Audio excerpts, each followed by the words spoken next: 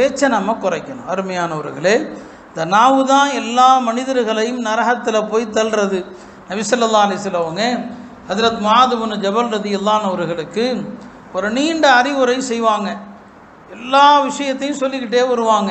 கடைசியாக நபி ஸல்லல்லாஹு அலைஹி சொல்லுவாங்க, முஆதே, உனக்கு நான் நிறைய நல்லறங்களை சொன்னேன், இந்த எல்லா அம்சங்களையும் உள்ளடக்கக்கூடிய ஒரு அமலை சொல்கிறேன்னு சொல்லிவிட்டு தன்னுடைய நாக்கை காட்டி சொன்னாங்க, குஃப அலைக்க ஹாதா, இதை உன் கட்டுப்பாட்டில் வச்சுக்கன்னு சொன்னாங்க. இந்த நாவை உன்னுடைய கட்டுப்பாட்டில் வச்சுக்கன்னு சொல்லி.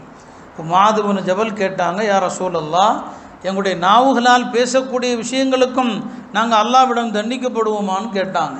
நபி ஸல்லல்லாஹு அலைஹி சொன்னாங்க, என்னப்பா முஆத், நீ இவ்வளோ பெரிய ஆளாக இருக்கிற, நாவினால் பேசுகிற விஷயங்களுக்கு தண்டிக்கப்படுவோமான்னு கேட்குறாயே, மனிதர்களை அதிகம் நரகத்திலே முகம் குப்புற தள்ளுவதே அவர்களது நாவுகள் அறுவடை செய்த விஷயங்களால தான்.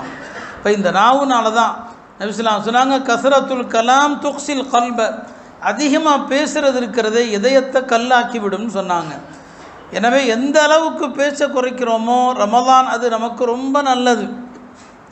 பேச்சை குறைச்சிங்கன்னு சொன்னால் உள்ள நிம்மதியாக இருக்கும், உள்ள ஆரோக்கியமாக இருக்கும். தேவையில்லாத விஷயங்களை பேசக்கூடாது, தெரியாத விஷயங்களை பேசக்கூடாது, அனுமானமாக பேசக்கூடாது, யாரை பற்றியும் அவதூறாக பேசக்கூடாது, பயனில்லாத எந்த விஷயத்தையும் பேசக்கூடாது. பேச்சுன்னு எடுத்தோன்னு சொன்னால் இவ்வளவு விஷயங்கள் இருக்குது. இன்றைக்கு நாம் ஓதிய வசனத்தில் அல்லாஹ் சொல்லுவான், கூலு லின்னாசி ஹுஸ்னா, மனிதர்களிடம் அழகான வார்த்தையை பேசுங்கள் என்று அல்லாஹ் சொல்கிறான். இந்த ஒரு ஆயத்தினுடைய விளக்கத்தை நாம் எடுத்தோம்னா, அழகா பேசுங்கள் அப்படிங்கிற ஒற்றை சொல் இருக்கிறது. உலமாக்கள் அதை விவரிப்பாங்க. யார்கிட்ட அழகா பேசுறது? தாய் தந்தையர் இடத்துல அழகா பேசணும், அது அல்லாஹ் குர்ஆனில் தனியாக சொல்கிறான்.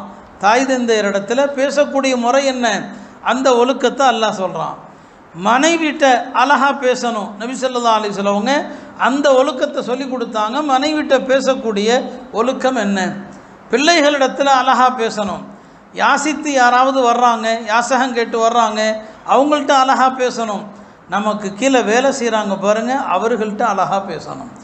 யாரிடத்துல எப்படி பேச வேண்டும், இந்த ஒரு வசனம் அல்லாஹ் அதைத்தான் சொல்கிறான், மக்கள்கிட்ட அழகா பேசுங்கன்னு சொல்லி.